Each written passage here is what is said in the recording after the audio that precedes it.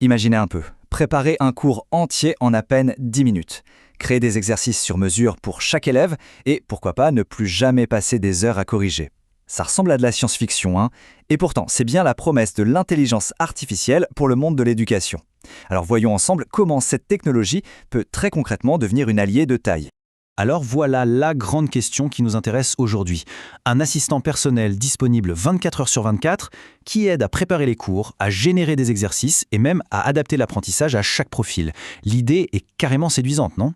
C'est ce que l'IA nous promet. Mais bon, avant de s'emballer, qu'est-ce qui se cache vraiment derrière ce terme? Ok, avant toute chose, posons les bases. On va commencer par démystifier ce mot « intelligence artificielle ». Parce que pour bien parler des outils, il faut d'abord être sûr qu'on parle tous de la même chose. En des termes simples et clairs, bien sûr. Le mot vraiment important à retenir ici, c'est simulation.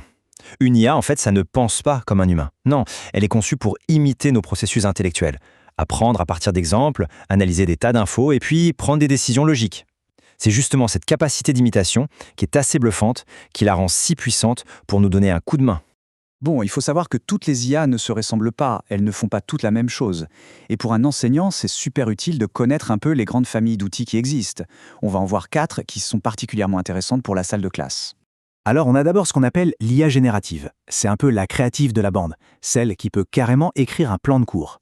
Ensuite, il y a l'IA pédagogique, on pourrait l'appeler le tuteur, qui va adapter les exercices pour chaque élève. Après ça, on trouve l'IA linguistique, le correcteur, qui ne fatigue jamais. Et pour finir, l'IA multimédia, le réalisateur, qui va nous aider à transformer tout ça en vidéo. En gros, chacune a son petit super pouvoir.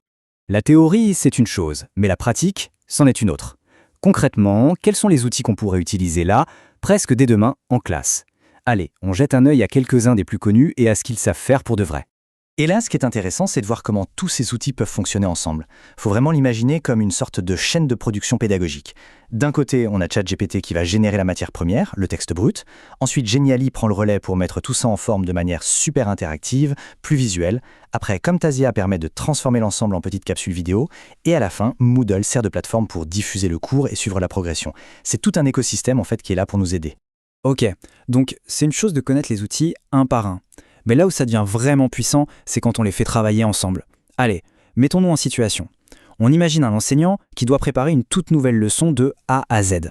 Le processus, au final, est assez simple mais hyper efficace. Étape 1, on commence avec ChatGPT pour poser les idées, structurer le cours et même rédiger le contenu principal. Étape 2, on bascule sur Geniali pour que ce contenu devienne visuellement attractif, interactif. Et enfin, étape 3, avec Camtasia, on enregistre une version vidéo de cette leçon. C'est un support en plus qui est super précieux pour la révision ou pour l'enseignement à distance, par exemple. Évidemment, et c'est important de le dire, adopter l'IA, ce n'est pas inodin. C'est pas une décision à prendre à la légère. Comme n'importe quelle technologie aussi puissante, il y a des avantages énormes, mais il y a aussi des risques, des points de vigilance qu'il faut absolument avoir en tête. D'un côté, la promesse est vraiment énorme. On parle d'un gain de temps qui permet de se reconcentrer sur l'humain, de personnaliser l'enseignement comme jamais. Mais de l'autre, il faut absolument mettre des garde-fous. La règle d'or, si on veut, c'est de toujours vérifier ce que l'IA nous sort. Il faut rester maître de l'outil et bien sûr protéger les données des élèves. Le point clé, c'est que l'IA doit rester un assistant. C'est nous qui pilotons. Alors, au final, qu'est-ce qu'il faut retenir de tout ça?